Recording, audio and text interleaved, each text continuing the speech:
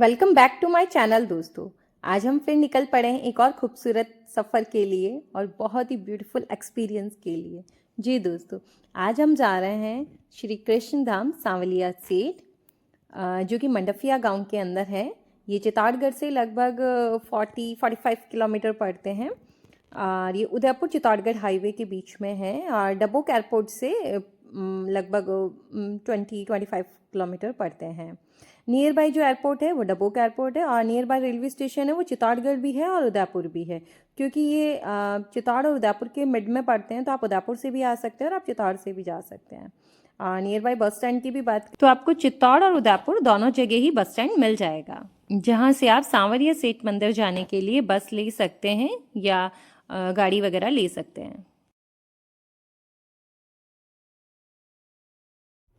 अगर आप चित्तौड़ उदयपुर जा रहे हैं तो आप रास्ते में उतर सकते हैं और हाईवे के ऊपर से ही मंडफिया में जाने के लिए आपको जो प्राइवेट गाड़ियां वगैरह हैं या पब्लिक ट्रांसपोर्ट है वो आपको चित्तौड़गढ़ मतलब सांवलिया सेठ मंदिर छोड़ देंगी। आपको सामने दिख रहा है ये सांवलिया सेठ जी का मंडफिया गांव में एंटर करने का गेट बना हुआ है। ये मंडफिया की रोड है। आपको सामने जो ब्रिज दिख रहा है जिसके ऊपर से ये ट्रक जा रहा है ये उदयपुर चित्तौड़गढ़ हाईवे है और इसी हाईवे से आपको नीचे उतर के इसी रोड मंडफिया वाली रोड के ऊपर आपको आना है। तो आप सीधा लगभग 15-20 किलोमीटर चलने के बाद में आप सांवरिया सेठ मंदिर पहुंच सकते हैं। जो ऊपर से निकल रहा है ये वाली मंडफिया रोड है और ये जो जितना भी कंस्ट्रक्शन का काम है अभी वो सांवरिया सेठ मंदिर ट्रस्ट की तरफ से चल रहा है और इस रोड को बहुत अच्छा बना दिया है। पहले ये इतना डेवलप्ड नहीं था। अब यहाँ पे बहुत सारे छोटे छोटे रेस्टोरेंट्स मिल जाएंगे, बहुत सारे आपको खाने पीने की होटल्स वगैरह मिल जाएंगी, पेट्रोल पंप मिल जाएगा, बेसिक नेसेसिटीज़ की सभी चीज़ें मिल जाएंगी आपको।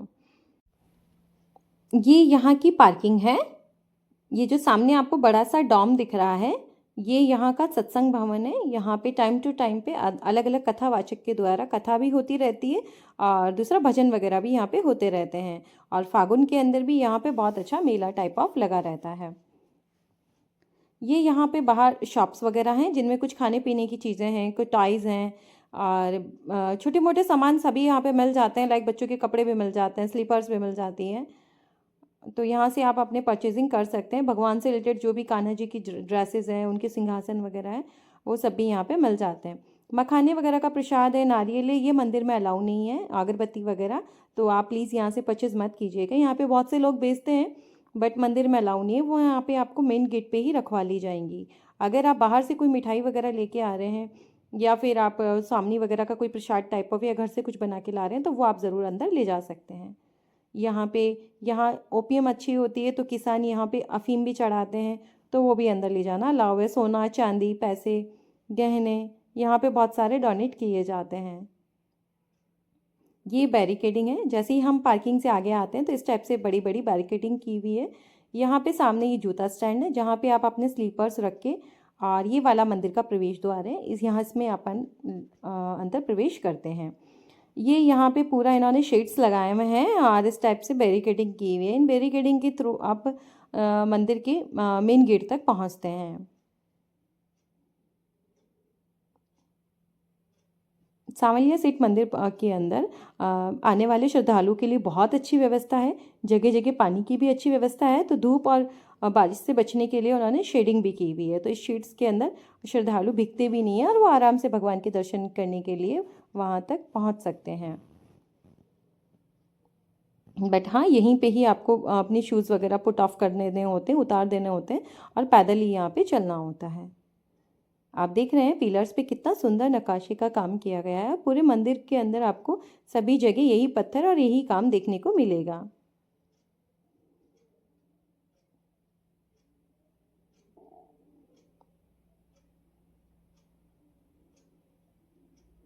यहाँ पे लेडीज़ एंड जेंट्स का कोई अलग बैरिकेडिंग का नहीं है। आप किसी भी बैरिकेडिंग में लग के और अपने फैमिली मेम्बर्स के साथ में चल सकते हैं। और बगल के अंदर जो आपको दिख रहा है वो यहाँ पे एग्ज़िट का वे है। एग्ज़िट में आपको बिना किसी बैरिकेडिंग के या लाइन के जाना होता है, पर जाते वक्त आपको प्रॉपर बैरिकेडिंग के अंदर आपको जाना होता है। और ये मत समझिएगा कि अगर आप एक बार बैरिकेडिंग में लग गए तो आपको सीधा मंदिर दर्शन होगी, नहीं दोस्तों। अभी तो अलग अलग जगह आपको अलग अलग लाइन्स में लगना होता है। ये यहाँ का मेन गेट है। जय हो श्री सांवरिया सरकार की। यहाँ पे खाने पीने की बहुत अच्छी व्यवस्था है, भोजन प्रसाद की। एंड दूसरा यहाँ पे जो श्रद्धालु आते हैं उनके लिए भी बहुत अच्छी व्यवस्था है।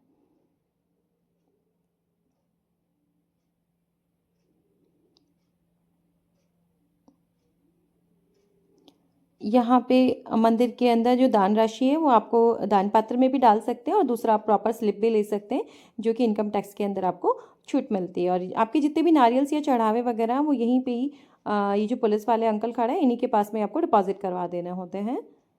ये यहाँ का मेन गेट है। यहीं पे ही आपके सारे नारियल्स अगरबत्ती वगैरह यहीं रख लिए जाते हैं। आपको फ्लावर्स वगैरह ज़रूर आप अंदर ले जा सकते हैं, लेकिन वो भी सांवरिया सेठ को नहीं चढ़ाने देते, आपको जस्ट हाथ जोड़ के आ जाते हैं। और वैसे भी आप भगवान के सामने जाते हैं तो आप बिल्कुल खो जाते हो, आपको पता ही नहीं लगता कि उनसे क्या मांगना है और क्या देखना है और क्या करना है। आप बस उन्हीं को निहारते रहो। उनकी मूर्ति बहुत ही सुंदर है, बहुत ही सुंदर है। मंदिर के अंदर फ़ोन्स अलाउ नहीं है, इसलिए जो मेन मंडप है मंदिर का, मेन जहाँ पे सांवरिया सेठ की मूर्ति है वहाँ की वीडियोग्राफी अलाउ नहीं है।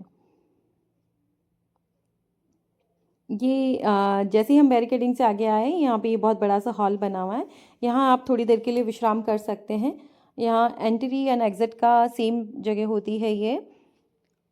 यहाँ पे ढोल वाले ढोल बजाते हैं, जहाँ पे आप मंदिर के अंदर आनंद में होके और बिल्कुल भगवान की भक्ति में लीन होके डांस कर सकते हैं, भजन कर सकते हैं। अगर आपका ग्रुप है तो आप यहाँ पे बैठ के और भजन भी कर सकते हैं।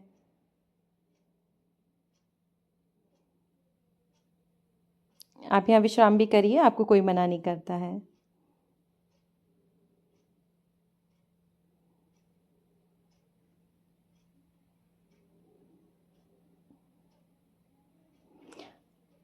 जैसे कि आपको पता है कि सांवरिया सेठ को अपने बिजनेस के अंदर पार्टनर बनाया जाता है, तो इसके लिए आप एक प्लेन पेपर लीजिए, उसके अंदर आप आपकी जो भी विश है वो लिख दीजिए और उसे दान पत्र में डाल दीजिए। उसको हुंडी कहा जाता है।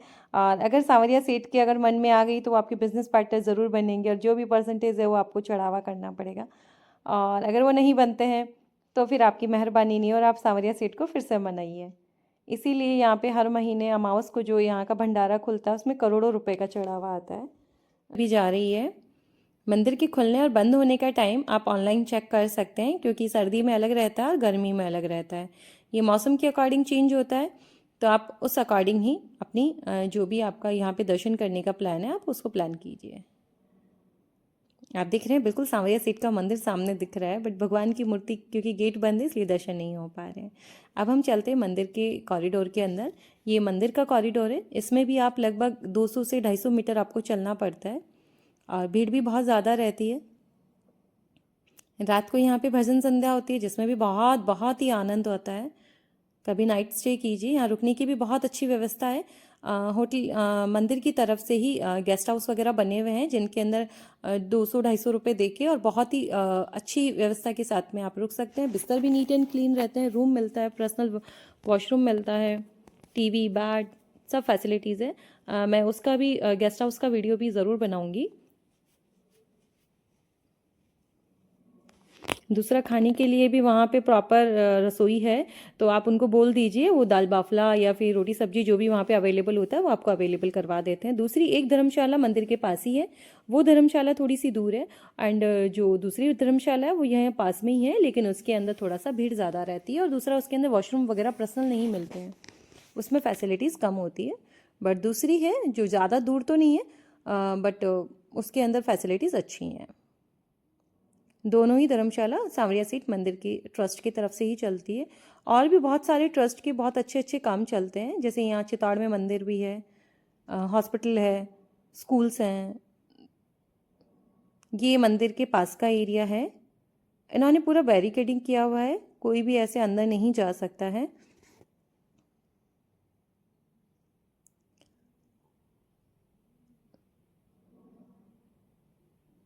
मंदिर के अंदर वीडियो बनाना अलाउ नहीं, इसलिए मैंने मंदिर का कोई भी वीडियो नहीं लिया है, ना ही सांवरिया सीट का लिया। बट हाँ, मैं वहाँ की जोत आपको ज़रूर दिखाऊंगी, क्योंकि मैंने वो ज़रूर इसके अंदर रिकॉर्ड की है। अब हम चलते हैं मंदिर के मेन मंदिर की तरफ।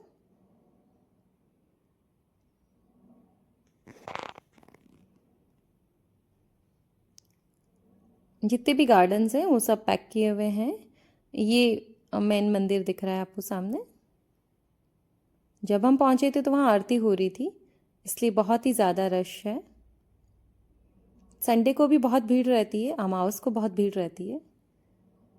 आप देख पा रहे हैं यहाँ पे बहुत ही ज़्यादा अंदर का मंदिर का थोड़ा थोड़ा सा नज़ारा आपको दिख रहा है।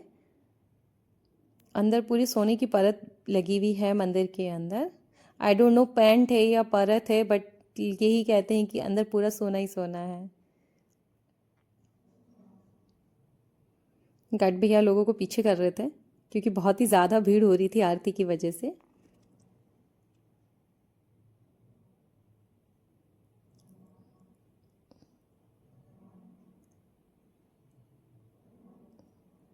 जब भी सांवरिया सेठ आए आप टाइम निकाल के आएँ, बिकॉज़ ये वाला गेट है, इसके अंदर से जाके आप अंदर से सांवरिया सेठ के दर्शन कर सकते हैं।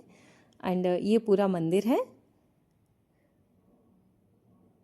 ये वाला गेट है। एंट्री इधर से उधर से एंट्री होती है, इधर से एग्जिट होता है।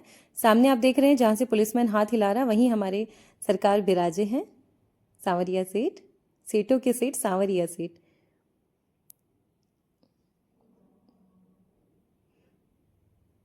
बट उनकी वीडियोग्राफी अलाउ नहीं है और मैं भी उस चीज़ की रिस्पेक्ट करती हूँ। खुले आसमान के नीचे पंछी भी उड़ने लगे हैं।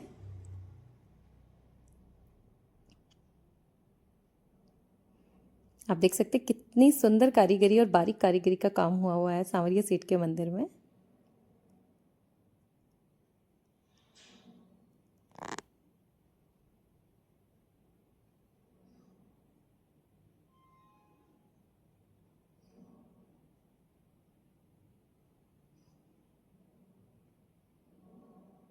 यहाँ पे बहुत ही ज़्यादा सोना चांदी अमल बहुत ज़्यादा चढ़ावे में आते हैं। चित्तौड़गढ़ के एरिया में एक्चुअली में अमल की खेती होती है, ओपीएम जिसे कहते हैं। उसकी यहाँ पे हाउसिंग फार्मिंग होती है, तो इस वजह से यहाँ के लोग जो पहले अमल होती है वो सांवरिया सेठ के ही चढ़ाते हैं। ये पूरा मंदिर है यहाँ का। इस गार्डन में जाने की परमिशन नहीं होती है, आपको कॉरिडोर से आना है और कॉरिडोर से ही जाना है। जब भी कोई वीआईपी गेस्ट वगैरह आते हैं तो उनकी सीक्रेट गेट से निकालने के लिए बीच वाले रास्ते को खोला जाता है और उसी में से उनके दर्शन कराए जाते हैं। पूरा मंदिर स्टोन से बना हुआ है, जिसमें बहुत सुंदर नक्काशी का काम किया गया है। आप देख रहे हैं एक कॉरिडोर आने का है, सामने वाला जो है वो आने का है और जिसमें हम हैं वो जाने का है। तो 2 कॉरिडोर बने हुए हैं।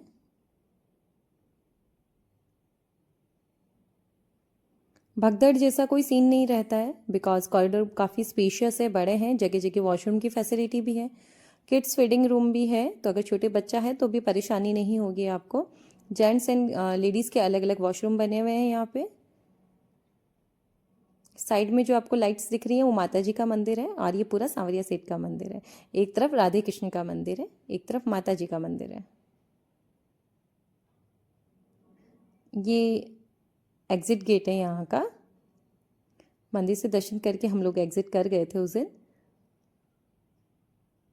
और हम जिस दिन गए थे उस दिन मंडे था। तो मंडे था, उसके बावजूद भी इतनी भीड़ थी, तो आप सोच लीजिए कि अमावस और संडे को क्या हाल होता होगा यहाँ पे। यहाँ पे बूढ़े लोगों के लिए व्हील चेयर की फैसिलिटी भी मिल जाती है, तो उनको व्हील चेयर से दर्शन करवा दिए जाते हैं।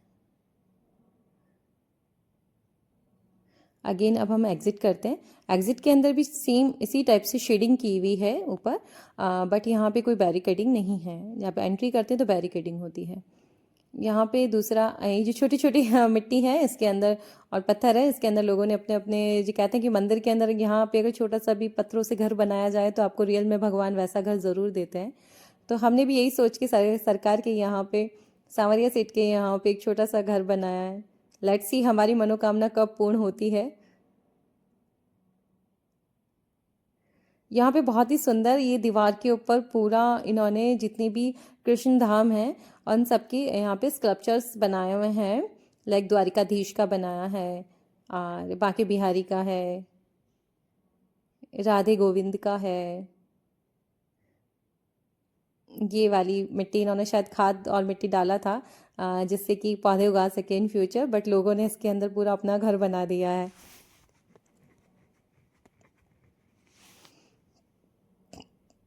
और अभी भी लोग बना ही रहे थे वहाँ पे, और अच्छी चीज़ है, उसमें मुझे कोई गलत भी नज़र नहीं आया। क्या पता कब हमारा भी सीट हमें भी देख ले और हमारा भी ऐसा ही घर बन जाए। ये कृष्ण जन्म का दिखाया गया है।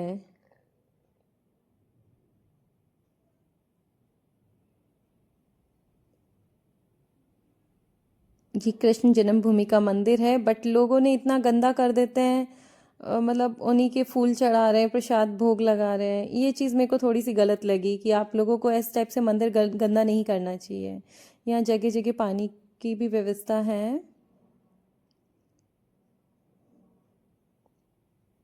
बट बहुत ही सुंदर कॉरिडोर बनाया है।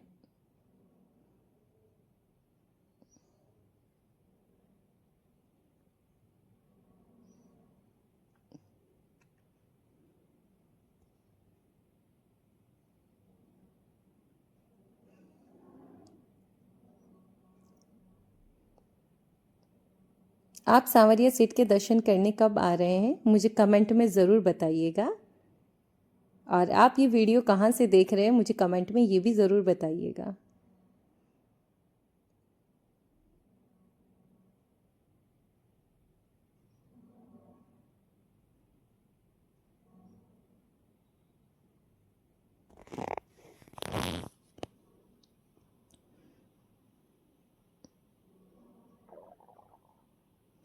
बाहर आपको बहुत सारी शॉप्स मिल जाएंगी। ये प्रेम मंदिर का है, जहाँ पे कृष्ण जी से रिलेटेड बहुत सारे सामान मिलते हैं। तो आप चाहें तो अपने घर के लिए जैसे कि मूर्तियाँ मिलती हैं, फ़ोटोज़ मिलती हैं, मालाएं वगैरह, तो आप चाहें तो वो भी परचेस कर सकते हैं। बट हाँ, अंदर किसी टाइप का कोई प्रसाद वगैरह नहीं चढ़ता है। अगर आप कोई मिठाई वगैरह ही लेके आ रहे हैं तो भले ही चढ़ा दीजिए, बाकी वैसे नारियल और ये मखाने वगैरह और इस टाइप के प्रसाद नहीं चढ़ते। फूल भी वहाँ पे बेचते हैं काफ़ी लोग, बट फूल भी मैंने देखा है कि वहाँ अंदर वो लोग कुछ भी नहीं लेते हैं।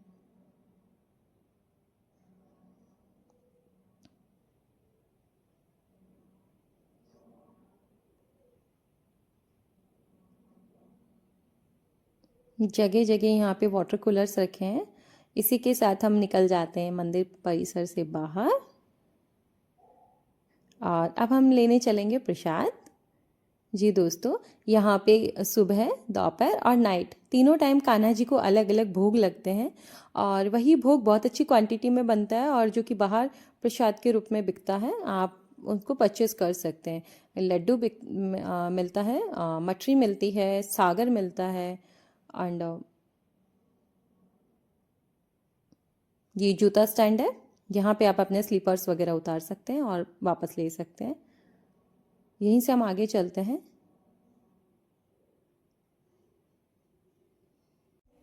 मंदिर का एरिया है वो अपने आप में बहुत ही बड़ा है, जिसको विजिट करने में आपको लगभग 3 से 4 घंटे तो चाहिए ही चाहिए। आप चाहे कितनी भी स्पीड से आएँ और कितनी भी स्पीड से चलें, बट फिर भी आपको 3 से 4 घंटे तो यहाँ पे लग ही जाएंगे। तो जब भी आएँ तो आप अपने अकॉर्डिंग टाइम निकाल के आएँ। अब हम चलते हैं प्रसाद लेने की ओर।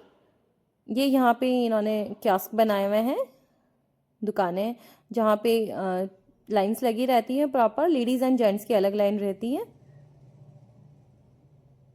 जहाँ पे आप लड्डू, मठरी, सागर वगैरह ले सकते हैं। हमने भी हमारा प्रसाद कलेक्ट किया और हम निकल पड़े वापस से हमारे डेस्टिनेशन की तरफ। रास्ते में जब आप मंडफिया से उदयपुर चित्तौड़गढ़ हाईवे की तरफ आते हैं तो भी आपको पेट्रोल पंप, होटल्स वगैरह मिल जाते हैं, छोटे छोटे रेस्टोरेंट्स मिल जाते हैं जहाँ चाय कॉफ़ी की अच्छी व्यवस्था। आप सांवरिया सेठ के दर्शन करने कब आ रहे हैं ये मुझे कमेंट में ज़रूर बताइएगा, और आपको मेरा ब्लॉग कैसा लगा ये भी मुझे ज़रूर बताइएगा। अगर आपको मेरा ब्लॉग पसंद आता है तो प्लीज़ लाइक इट, और अगर नहीं आ रहा है तो डिसलाइक इट। मेरे चैनल को लाइक, शेयर एंड सब्सक्राइब ज़रूर करें, और मुझे कमेंट में ज़रूर बताएं कि मैं इस ब्लॉग को और कैसे इम्प्रूव कर सकती हूँ। आपकी सजेशंस इनवाइटेड है। Thank you.